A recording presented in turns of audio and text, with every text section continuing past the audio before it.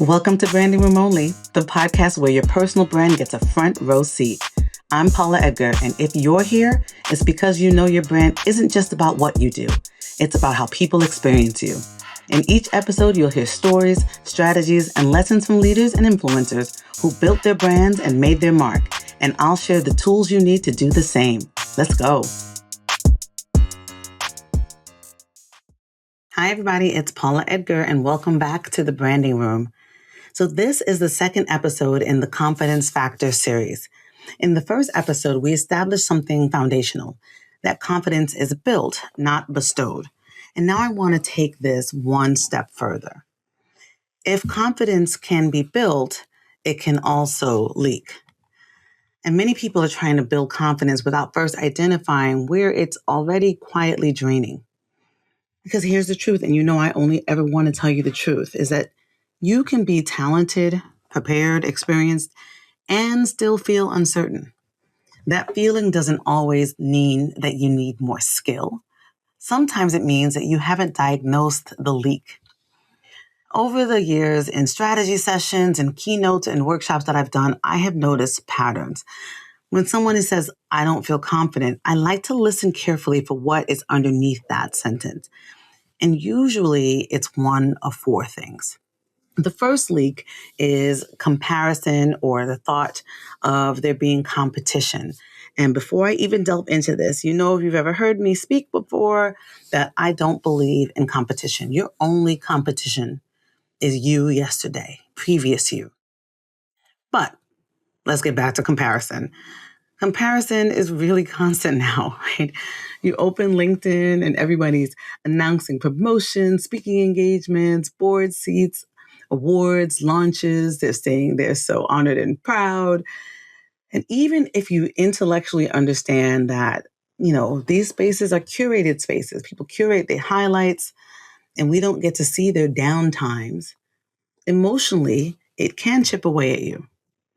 You might start questioning your pace. You might start questioning your positioning, and you might start questioning whether you're behind. But what's happening isn't a loss of capability. It's a distortion of the context. Your confidence shrinks when you measure your behind the scenes against someone's highlight reel, right? I always say to people, this is an exhibit that you see when you're looking at somebody's social. Even when you're interacting with somebody in real life, oftentimes they're not going to say, you know, things have been challenging. They're going to talk about what they're excited about, what they're working on. So it seems like they may have everything all together. Remember, your behind the scenes, challenges, flaws and all, cannot be aligned to someone's highlight reel. The second leak I often will interpret is invisibility. You're doing the work, you are delivering, you're producing results, but your contributions are not being named, they're not being amplified, and they're not being clearly tied to you. And you know, I often talk about strategic self-promotion. I've done podcasts on it. I know people can often be uncomfortable about it, but when there is consistent lack of visibility, you know, that sort of culture of invisibility, even if I'm on the side cheerleading you to be more strategically self-promotional, you might after a while start to internalize that silence. You might start thinking that maybe you're not as strong as you thought. But I find that the issue is very often not performance. It is often positioning and strategy. So if your personal brand is unclear or your visibility is inconsistent, your confidence, of course, is going to wobble. And not because you lack value, but because the feedback loop is weak. Humans need feedback loops, right? We need to see how we're doing. We need to be able to feel as if we're being valued.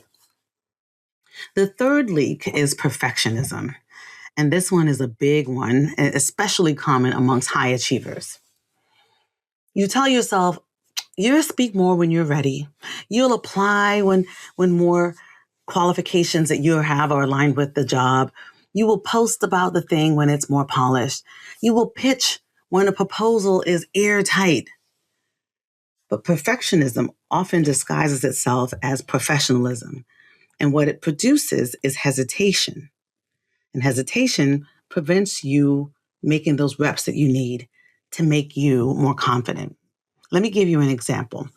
I worked with a senior professional who had been invited multiple times to submit an article to an industry publication. They had strong ideas, deep expertise, and a clear, distinct point of view. But every time the deadline approached, they convinced themselves they were not ready. They asked for, delays in the deadlines. They said that they needed more research, they needed more citations, and they needed to refine more. So they missed the first opportunity. Then they missed the second opportunity. And guess what? Yes, you guessed it. Eventually, someone else wrote on the topic. And my goodness, that person has now become associated with the thought leadership space that this professional had actually been thinking about for years. And when we unpacked it, it wasn't a lack of intelligence. It definitely wasn't a lack of insight. It was perfectionism. They were protecting themselves from potential critique. They were not confident about how they would navigate that critique. But in protecting themselves from potential critique, they also protected themselves from visibility. And without visibility, their confidence never had a chance to continue to grow because confidence needs evidence. And perfectionism starves you of that evidence because you are delaying. You cannot build confidence in silence or in silos. You have to build confidence through exposure and through a little bit of vulnerability and bravery. The fourth leak is environment. And, this can come up in a lot of different ways. Sometimes you feel less confident, not because you have changed, but because the room and the environment has. This could mean a leadership shift, a culture shift, expectations shifting. And so behaviors that once felt valued in the community environment that you're in start to feel overlooked. And when that environment changes, your confidence can dip while you are sort of figuring out how to get steady and recalibrate. This does not automatically mean you are less capable. It does not mean that you are less capable. It may mean, however, that you need to reposition or renegotiate your visibility or reassess your alignment with your organization or your team. Because not every dip in confidence is an internal thing. Some of it is contextual.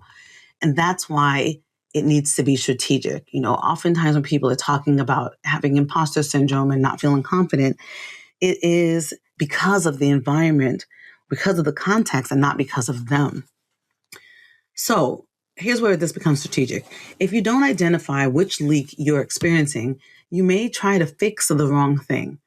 If the issue you're having is comparison, you do not need another credential. If the issue that you have is about invisibility, then you definitely don't need new skills. You need clearer signals. If the issue that you're having with your confidence is perfectionism, you don't need more preparation. You need more exposure.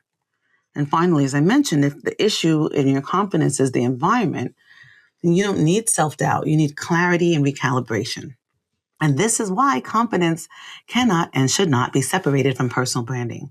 Your personal brand is how your value is articulated, demonstrated, and associated with you. So when your brand is intentional, your confidence stabilizes because you're not guessing about your worth and your skill and your value. You're not waiting for random validation. You have clarity about what you bring. You have evidence of your impact. You have positioning that travels with you. And I want to say something important because, people often will assume that I just always had this level of confidence. And, it's true. I love speaking on stages. I love being in front of a camera. And before I keynote, I feel energy, excitement. Sometimes it is the same physiological sensation that people call nervousness, elevated heart rate, heightened awareness, but I interpret it as readiness because it is. I know the stakes matter. I know the room matters, and I know my message matters. And underneath that energy that I'm feeling is my certainty because I am confident, because I trust my preparation and I trust my skill as a keynote speaker and facilitator.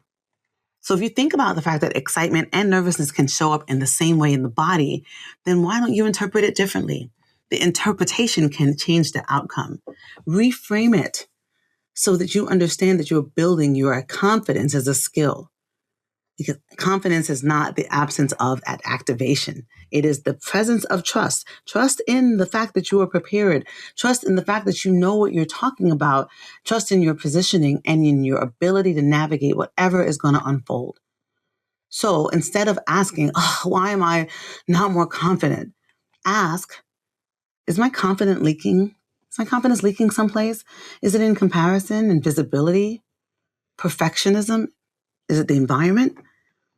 And what is one strategic shift that I can make this week to plug that confidence leak?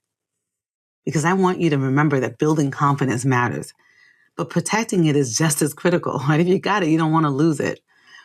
That, my friends, is the second episode in the Confidence Factor series. So as always, remember to stand by your brand. In fact, confidently stand by your brand. And I will see you next time in the branding room. Bye, y'all. That's it for this episode. Appreciate you hanging out with me on Branding Room Only. Now, please do me a quick favor. Head over to ratethispodcast.com/branding so more people can join this conversation. And make sure to stop by paulaedgar.com/events to see what's next. Whether I'm live, online, or in person, I'd love to see you there. See you next time in the branding room. And until then, stand tall, shine bright, and always stand by your brand.